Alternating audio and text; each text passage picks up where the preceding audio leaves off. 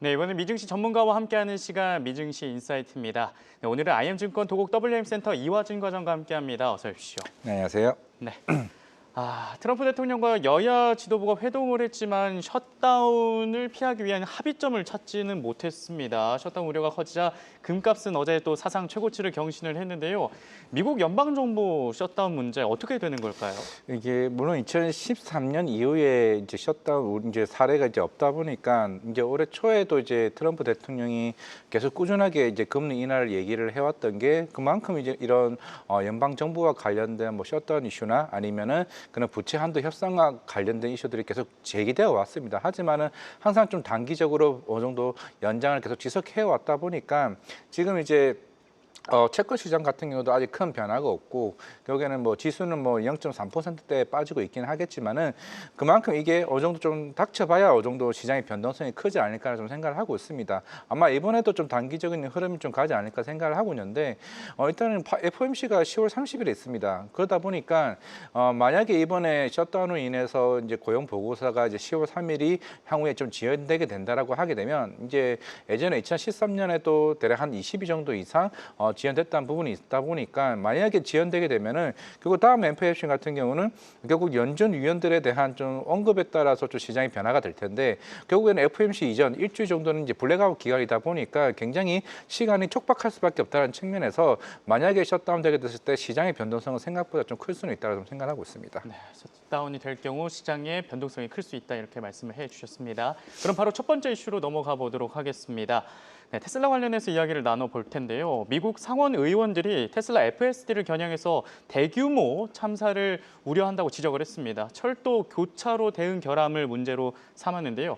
기술 결함 지적을 받은 테슬라의 FSD 어떻게 보십니까?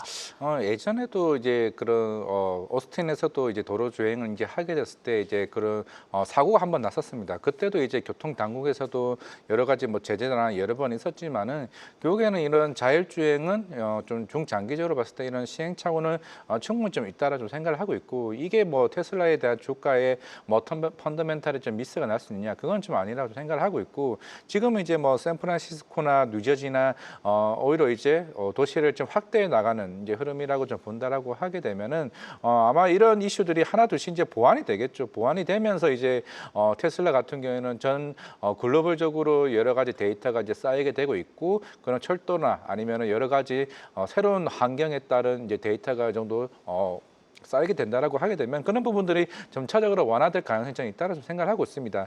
그만큼 최근에 테슬라가 주가가 올라와 있고 2분기 때 인도량이 38만 대 정도 수준이긴 하지만은 지금은 오히려 전기차에 대한 부분도 사실 실적에 대한 부분은 조금 덜할 겁니다. 내년부터 이제 휴머노이드 로봇도 수천 대 이상 생산을 하게 될 거고 로보택시 같은 경우도 이제 본격적으로 생산하게 되면서 도시가 확대되게 될 텐데 결국에는 나중에 휴머노이드가 생산이 더 많이 되게 되면은 오히려 이제 그런 전기차에 대한 생산량 자체가 훨씬 더 빠르게 수월이 올라갈 수가 있을 겁니다. 전년도에 테슬라 인도량이 한 연간 270만 대 정도 수준인데 2030년 정도는 거의 한 2천만 대 생산량까지 올라갈 수가 있거든요. 그러면은 당연히 전기차에 대한 가격도 다운시킬 수 있는 좀 상황이다 보기 때문에 지금은 전기차 뭐 IRA 폐지에 따른 그런 이슈 노이즈보다도 로보택시와 휴머노이드의 성장이 어떻게 올라가느냐에 따라서 테슬라의 펀더멘털을 저는 염두에 두는 게 좀 맞지 않나라고 생각하고 있습니다. 네. 이 투자은행 캐너코드도 이 테슬라의 인도량이 좀 개선될 것이라면서 목표 주가를 상향을 했고요. 그리고 네. 최근 파이퍼 샌들러, 웨드부시 등 많은 투자은행이 테슬라의 목표 주가를 상향하고 있는데 이들도 좀 이 로보택시와 그리고 또 휴머노이드에 대한 밸류에이션을 높게 잡고 있는 겁니까? 네, 맞습니다.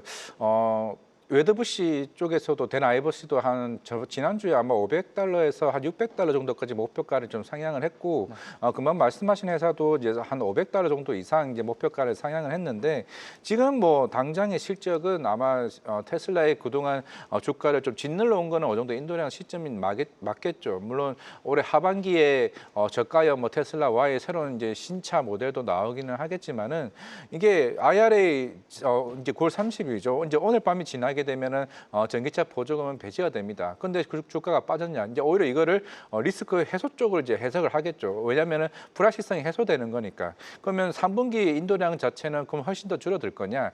애초에 이제 BYD와 이제 테슬라에 대한 양대결이 더 본격화될 거라 보고 있고 그동안 어차피 유럽 쪽에 대한 점유율은 크지 않았다는 측면에서 그러면 이제 이 북미 시장에서 다른 뭐 도요다나 아니면 현대차 그룹과 경쟁을 했을 때는 과연 그 점유율을 어떻게 선점할 것이냐라고 봤을 때는 제가 볼 때는 큰 차이는 좀 안 날 거라 보고 있습니다. 로보택시가 내년부터 생산을 하게 되면은 거의 한 대당 연 수익을 벌어들일 수 있는 게 4만 달러 수준입니다. 근데 이게 도시가 확대되는 게 초점을 맞추게 된다라고 하게 되면 전기차에 대한 성장률을 오히려 로보택시로 충분히 메꿀 수 있지 않을까 생각하고 있기 때문에 오히려 그런 측에서 대다수의 이제 아이비 리포트 같은 경우가 그런 쪽에서 목표가를 상향하지 않았을까 생각을 하고 있습니다. 네.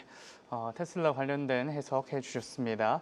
그리고 어제 미국 국방부와 로키드 마틴, 레이시온, LS, 해리스 등 전통 방산 기업들이 계약을 체결하면서 미국 방위 산업 관련주가 강세를 보였는데요.